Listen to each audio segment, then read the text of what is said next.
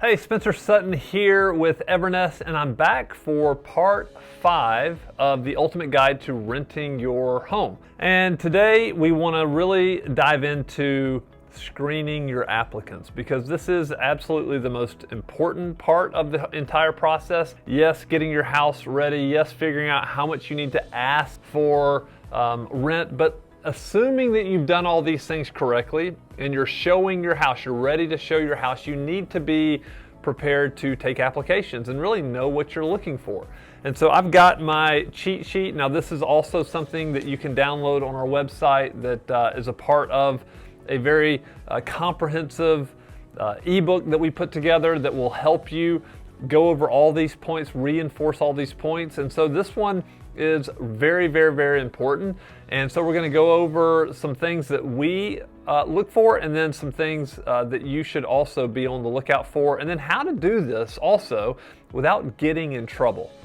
Okay? Because you can get in trouble if you don't know what you're doing screening applicants. And there's 2 ways you can get in trouble for the most part. Number 1 is you can let the wrong person in your property, right? So you can get a lease signed with the wrong person, and this typically revolves around you making an emotional decision about who you let in your property, as opposed to making a very business-like decision. So what do I mean by emotional decision? Well, emotional decision could mean the way that you might listen to for lack of a better term, a sob story of what someone is telling you, or you could get emotional, make an emotional decision if you really need to put somebody in there fast. And this person promises, hey, I'll pay you the first 2 months in rent up front, plus I'll give you security deposit. That may sway you because emotionally you're like, I really need to get somebody in this property.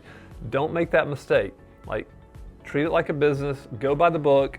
You want to screen every person the same way, and you want to do it according to the law. And so I'm going to walk you through what that looks like. So the first thing is you want to be looking at, you know how much you're asking in rent. You want to know how much in income you're going to require above what you're asking in rent. Is it 3 times gross? Is it 4 times net? Whatever the case is, that needs to be on the application. And then if you want to dig further into that application or further into that person's application, you're going to want to receive pay stubs, get proof of employment, just to make sure that they still have a job, that they're still working, and you want to verify all of that. So that's really, really important. Another thing that you want to do is get a potential resident's referral from their previous landlord. Now, we've done this so much. We've obviously leased tens of thousands of properties at this point, and it's very easy for a potential applicant, if they're not a great applicant, if they had problems with their previous landlord, to give you the number of one of their good friends and say, hey, just act like so-and-so when they call and tell them that, you know, I was a great tenant, or whatever the case is. So it's better if it's a professional property management company that you're getting a referral from, or maybe even somebody that you know. Whatever the case is, just verify that they somehow actually are the owner of the rental property that the person said they lived at last. Another thing you want to check on is just to make sure that they don't have any evictions. You do not want any evictions. Doesn't matter. You don't want to listen to a story. You don't want to listen to why it happened. Listen, other people may rent to people that have prior evictions. You do not want to. So make sure that you're checking and that they don't have any evictions. Another thing is just a clean background check. And I would say criminal background check is very, very important here. And that's going to include, you want to make sure no felonies and no violent misdemeanors are the things that we're looking for. And so that's really important. And then probably what I haven't said, what everybody thinks of first, everybody thinks of credit report, right? So you need to get credit authorization to pull their credit if you're going to go by credit score. And then you need to understand what number you're willing to take versus not willing to take. You need to be very objective about it. You can't screen one person and say, well, I'm only going to take people with a 600 and higher, and then screen another person and say, well, I'll take them their 550, but because of XYZ, I think I'll take a lower. It doesn't make sense. Just have the same criteria for everybody and be very, very clear about it. And so if they ask you, because a lot of people ask us, What are your screening criteria? Well, we just send them a link to our website. It's very, very public, and we want to make sure that they understand this is exactly what we're going to be looking for, because we don't want them to give us application money if they're going to be denied. And so if they can figure that out on the front end and not give us that application money, the better it is for everybody.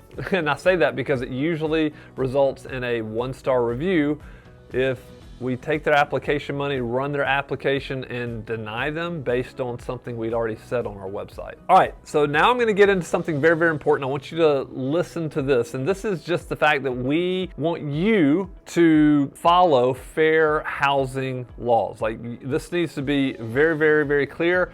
And I'm just going to read a small portion of this. I'm not going to read all of it, but the whole point is you cannot discriminate against anyone based on race, color, national origin, religion, sex, familial status, or handicap. You can't do it. You can't discriminate. As a matter of fact, it's further than that. You can't even ask people about these things. You can't say, what country are you from? You can't ask, what race are you? You can't ask, do you have kids? Are you married? It could be perceived as discrimination. And this is serious business, and that's why you have to just do everything above board. I cannot tell you how many people I've spoken with over the years that have asked me, that have told me, hey, I want you to, I want Evernest to rent our house, and I really don't want kids in the home, or I don't want single people. I'm looking for a family. Like, this is a family home. I'll raise my family in it. I want a family in there. We can't do that. Like, if somebody who's single applies and they're qualified, we have to rent it. And it's like, we can't discriminate. And so we're not doing that, and you can't either. Don't want you to get in trouble. So this is very, very, very important. Okay, so I'm going to walk through some of the things that you can have on your application. And again, you can download this and look at it for yourself. But if you just want some of the basics that we would, if we were in your shoes, be asking: name, current address, and landlord's contact information. Now, this is unless they're selling their house or moving out of a current house that they own and they're renting a home, right? Then they wouldn't have a landlord. Phone number, obviously, email address, employment information, where do they work, the move-in date, when they're looking to move in, how many animals do they have and what kind. Now, you are going to need to have a pet policy and understand what that is. And you can say no pets. You can say 1 pet, you can say 2 pets, you can limit it by weight, you can definitely limit it by what kind of pet it is. I'll take dogs, no cats, or cats and no dogs. You probably should have a dangerous breeds policy, which we do, which our insurance won't allow us to have certain types of dogs like pit bulls and German Shepherds and some different breeds like that, because they deem them dangerous. So know that. Also, are you on Section 8? So this is important, and you have to allow, in Denver, I know this, for example, that even if somebody's on Section 8, we can't say, if you're on Section 8, you can't apply. In other areas, in other towns or cities, we can say that. So just understand, are they on Section 8? Maybe even ask them if they have enough money to pay the first month's rent and security deposit. And our opinion is your security deposit should be equal to the 1 month's rent. Do you have a checkings account? How many people will be living in the house? What are your emergency contacts? How is your credit explained? If you want to get them to kind of explain what their credit is. And then, how did you hear about us? I think that's important for marketing. So anybody that is 18 or over needs to fill out an application, in our opinion, because they're considered an adult living in the home.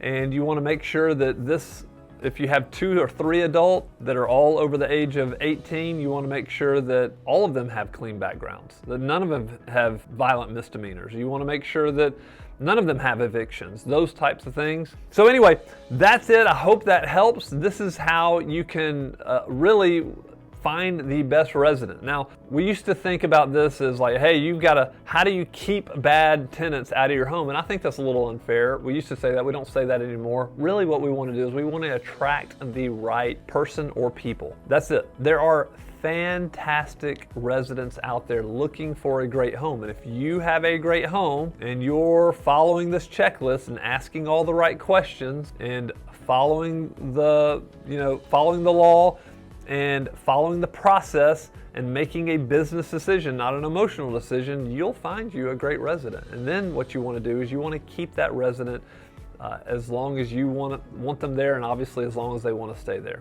So that's it. That's part 5 of the Ultimate Guide to Renting Your Home. I'll be back with part 6.